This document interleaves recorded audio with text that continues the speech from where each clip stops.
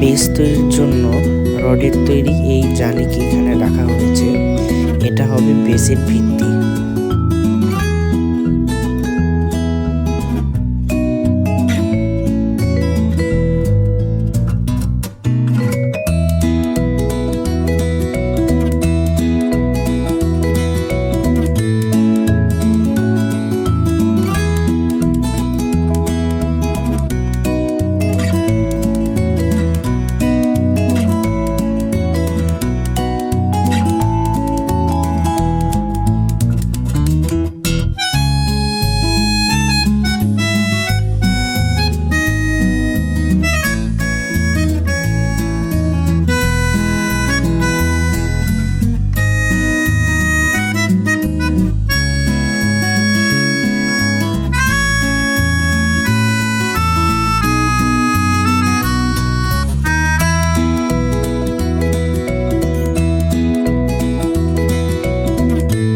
বাবা এবং চাচুরা এখানে দাঁড়িয়ে আছেন, দেখতেছেন যে এখানের কাজটা ঠিকমতো হচ্ছে কিনা।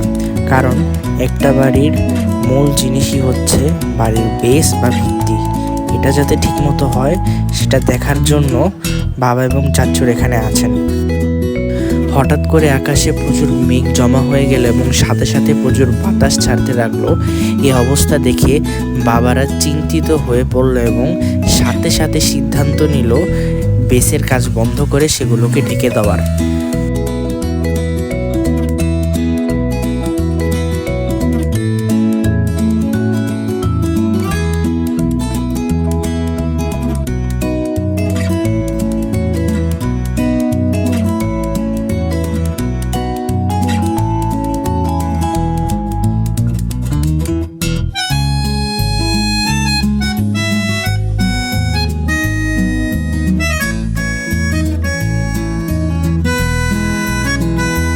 অবশেষে সেই প্রলয়কারী বৃষ্টি নেমেই পড়ল। বৃষ্টি না, ঝড় হচ্ছে, সাথে আকাশে প্রচুর বজ্রপাত হচ্ছে, দেখতেই পাচ্ছেন।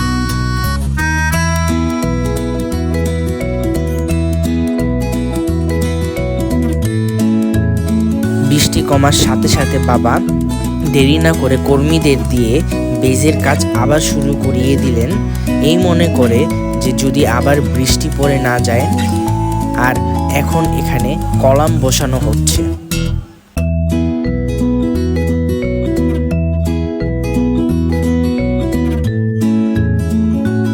এখন আমাদের কন্ট্রাক্টর সাহেব রড দিয়ে এই কলামগুলোকে ভালো করে ফিট করে দিচ্ছেন যাতে এগুলা না নড়ে।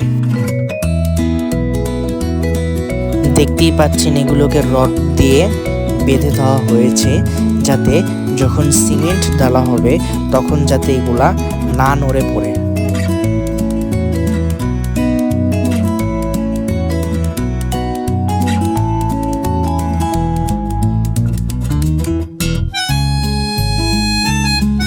এই কলামগুলোর উপর আরেক স্তর রডের জালি বসে গেছে। এখন কিছুক্ষণের মধ্যেই আমরা আমাদের বেজের উপর সিমেন্টের ঢালাই করব।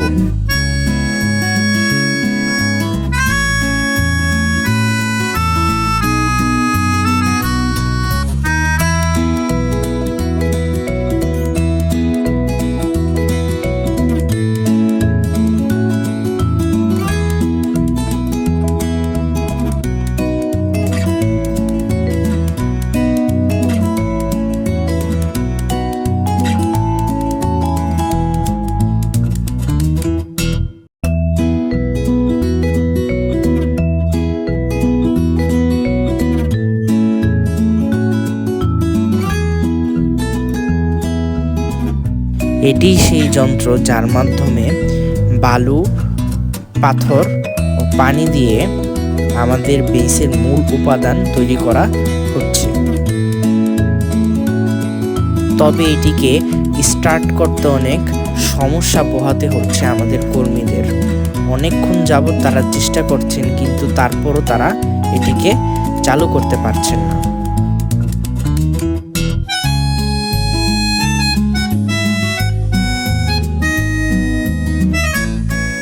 অবশেষে এই মেশিনটি চালু হয়েছে। এর মধ্যে এখন পানি বালু ও পাথর দিয়ে একটি মিশ্রণ তৈরি করা হবে, যা তৈরির পর সরাসরি ঢেলে দেওয়া হবে আমাদের বেইজের কাঠামোর উপর।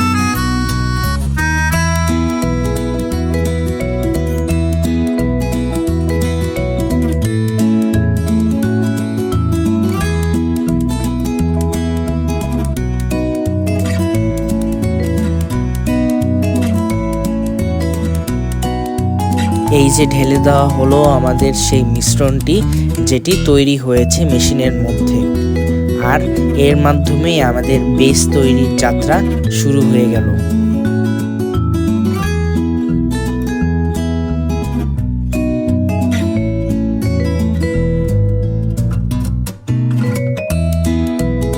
কাজ করতে করতে এতই সময় হয়ে গেছে যে রাত হয়ে গেছে।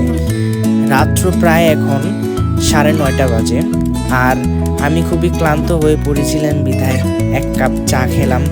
দেখতেই পাচ্ছেন এতক্ষণ যাবৎ কাজ করার পর মাত্র এতটুকু ভরা হয়েছে। এটি সম্পূর্ণ ভরতে আরও 1 থেকে 2 ঘন্টা সময় লাগবে। আলহামদুলিল্লাহ, অবশেষে আমাদের এক পাশের বেইজের কাজ কমপ্লিট। দেখতেই পাচ্ছেন এর উপর এখন পানি জমা আছে, কারণ রাত ভোরে বৃষ্টি হয়েছে তাই। ধন্যবাদ কষ্ট করে ভিডিওটি দেখার জন্য।